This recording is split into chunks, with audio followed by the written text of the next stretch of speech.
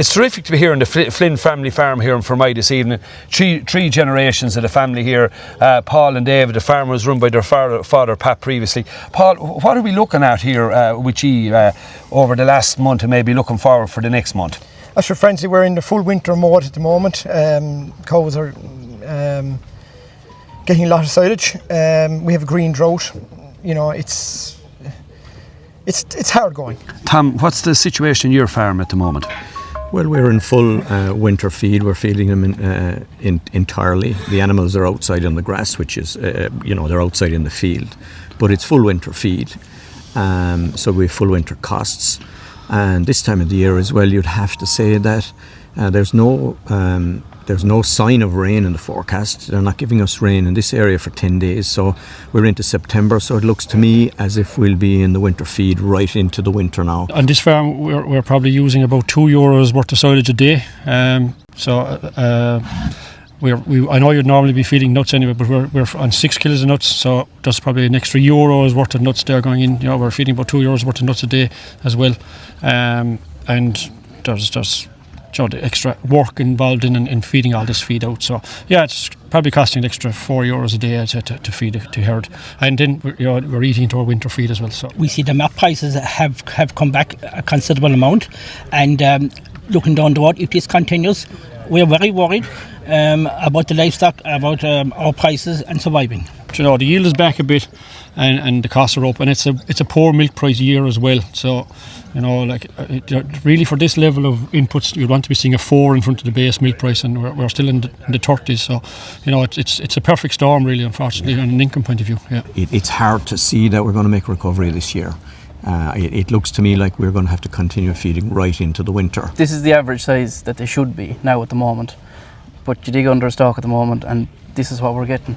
You know, there's just obviously no moisture there to allow the crop to grow. I suppose we're trying to put on trace elements and all sorts of things to feed the crop, and then also irrigation has just been a full-time job pretty much 24/7 nearly for the last month at this stage.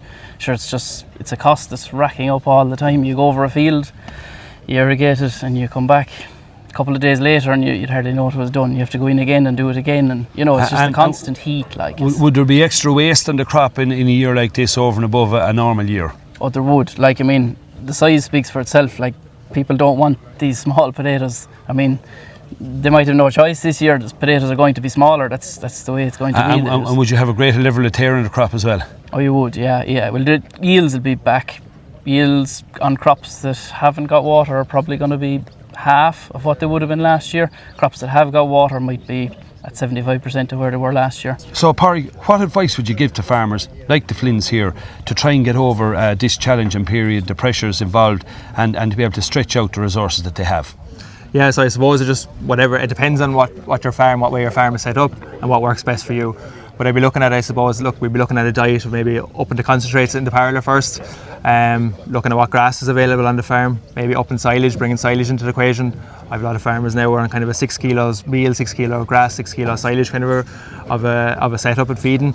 Don't overcomplicate the system, but there are other sources of feed there available as well. You'll have your native Irish grains, the harvest is on at the moment. You'll have a straw coming in, you'll have other straights as well, but I suppose there's concentrates there. You can up your silage, and whatever works best for your farm, I'd say don't overcomplicate it, whether you're feeding at the feed face here or out in the field, or whatever works best for you. And I suppose to seek advice and talk to other farmers, discussion groups are a great way of getting advice out to farmers as well, and basically seek best advice is probably the best. That's probably the best thing. Contact whoever your advisor is, even neighbours. Everyone's going through the same situation at the moment. So you have farmers now working longer hours, extra costs. I know Dave and Paul are in a partnership set up here, so they were able to take their holidays. But I suppose you have, the implications of the extra feeding. There's also a shortage of labour, Francie. It is very hard to get someone now that you can rely on to milk your cows.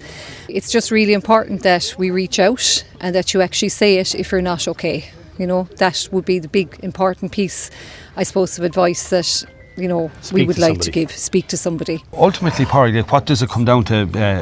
What is the answer today? Yeah, I suppose the big thing is just seek the advice, the best advice possible, and what you can get. Talk to advisors. There's plenty of advisors around the place to talk to. Do you get the sense that there's enough fodder in the country?